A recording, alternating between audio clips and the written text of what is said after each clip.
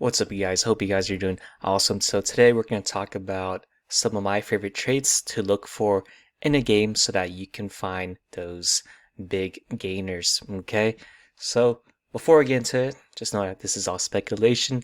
Don't invest more than what you can lose. Assume that you will lose everything and you won't get rich quick. This is also just my own opinion. Okay, so don't take it word for word. And yeah, let's get into it. Okay. So here are some traits to look for in an A1 game.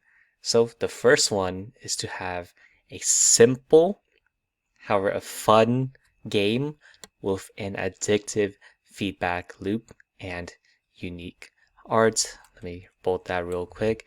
So the reason why we want a simple game is that it becomes easy to share with people. It becomes fun to just play over and over. So think of your other games like Among Us, which became super popular, Valorant, where you just enter those team death matches over and over. Same thing as Call of Duty, and then those other games where there's a massive fan base. So you can explain this game in 1 to 2 sentences, and it's a very fun, addictive feedback loop where you enter the game. If you die, you want to play again. If you keep living, then you want to keep living even more. You want to gain more experience points. So you want something like that and unique art. So something that pops out. So if you look for maybe an RPG game and then they all look the same, but then you find a game that has very unique artwork that pops out, you might think, oh, this is super unique. I want to stay for a little bit longer. So everyone will think that. So the more unique the artwork is and the more beautiful it is, the better the chance for people to stay and to keep playing the game because they enjoy how aesthetic it is. So a classic example I can give of this is Final Fantasy VII, where you check out the artwork and then you instantly think, oh, this is Final Fantasy VII, as the artwork is very unique and it is very original to the game. Secondly, you want a team that's very transparent in their development, their news, their partnerships. They're very communicative, where the mods respond pretty quickly, ideally within an hour or less, and then they're always talking about their schedule, maybe even about delays or things that are sped up. And they're very experienced, so they have created games in the past, since usually these games fail. So having a team that has experienced these failures before and they know how to deal with any troublesome situation will help a lot. So for example, they do a lot of Ask Me Anythings. They respond a lot in Discord and Telegrams, and they release updates on Medium articles and GitHub, the development, very frequently. Thirdly, it's ideal that they have very strong institutional backings and partnerships. So for example, if other guilds like Guild Games, other exchanges like they're listing on Binance, Crypto.com, those other ones, Coinbase, they have a lot of influencers that are actually loyal to them. They're not just being paid, where they actually enjoy the game. So these are all very good signs. Institutions with a lot of big money. So if they have a lot of these backers, they not just only have capital, but they have relationships that they can build upon. So let's say they encounter a situation that they've never gone through before. Maybe like a big whale just comes in and just like destroys the economy real quick. Maybe they can ask one of these big institutions to help them out with it. Or they're like, oh, how do we go through it? Maybe something happens at like 4 a.m. So they call upon their partners just to figure it out.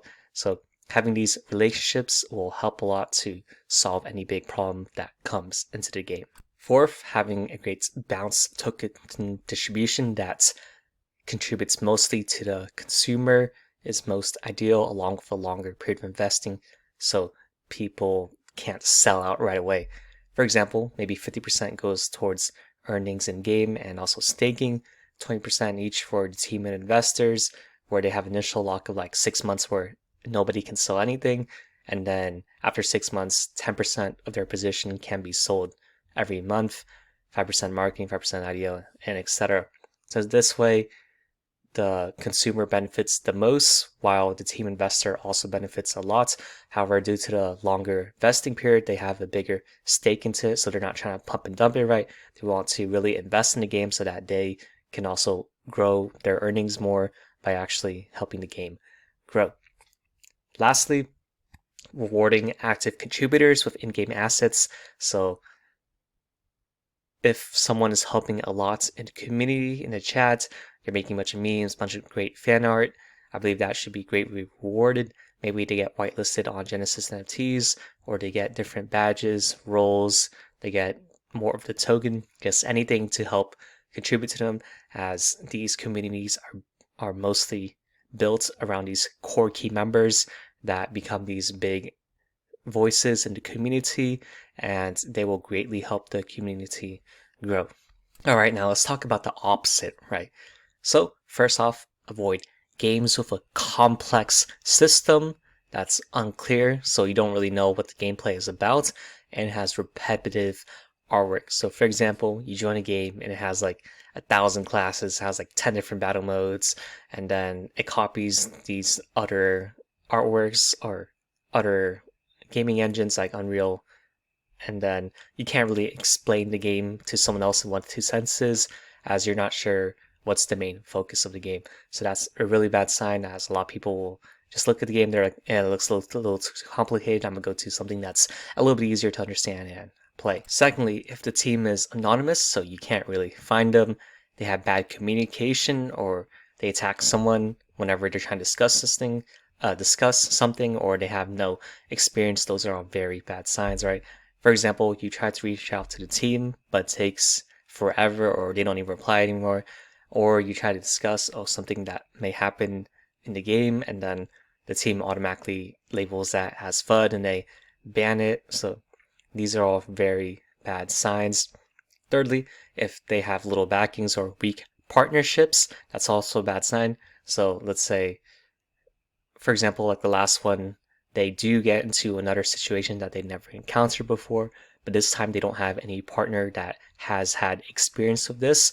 They have to kind of figure it out randomly. However, these situations are often do or die situations, where maybe the server gets hacked and then people's funds start getting taken away from them, and then maybe they have no experience with this, so then this ends up going about for like a whole day. Then a third of their user base has their funds stolen, so now a third of their base is gone, and then the other 2/3 start selling like crazy because they think this game's a scam. So that's just an example of a very real situation that can happen. Fourthly, if they have a very unbalanced token distribution that's mostly favored towards the team and investors, that's a bad sign, and instant unlocking of their tokens. For example, let's say maybe in a game there's only 30% that is towards the consumer with earnings and staking, 30% goes towards the team, 30% goes towards investors, 10% for marketing, whatever, IDO. And then once the game releases, instantly half of their tokens are able to sell, and then they have 20% release of the rest of their money every month afterwards. That's literally 50% that's able to just get dumped in the market, and then maybe there's that little pump in the beginning since they hype it up, but then they sell it off to everyone and the game kind of dies out. It takes a big hit from that, and that's very hard to recover from. Lastly, they facilitate more of a make money quick mindset, and they don't reward core community members. That's both are very bad signs, right? So if you just look on their Twitter or something, they're constantly talking about, oh, buy this token before moons. That's kind of a red flag, right? They don't really care about their product. They just want people to buy it so that they can dump it on them, instead of focusing on the product, the actual gameplay, which will sustain the game long term. And then there are really big contributors. They make videos. They're constantly talking in chats. They're helping other members. They're creating fan art. But then maybe the team doesn't really reward them. They just kind of brush them off, ignore them. So these core contributors will contribute less and less. They'll probably lead to other games. Maybe they play another game where they are rewarded, so they start playing that game a lot more, and then they just end up forgetting this game and they start leaving. Okay, so thank you guys for watching. Feel free to leave a like, comment what else you think are important traits to finding the best A1 games, what other videos you want to see, and subscribe if you want to see more videos like this. And here are other links you can support, which will also be in the caption and this Google Doc below, okay? But most importantly, these videos are for entertainment purposes, and they're not recommendations, as I am not a licensed professional.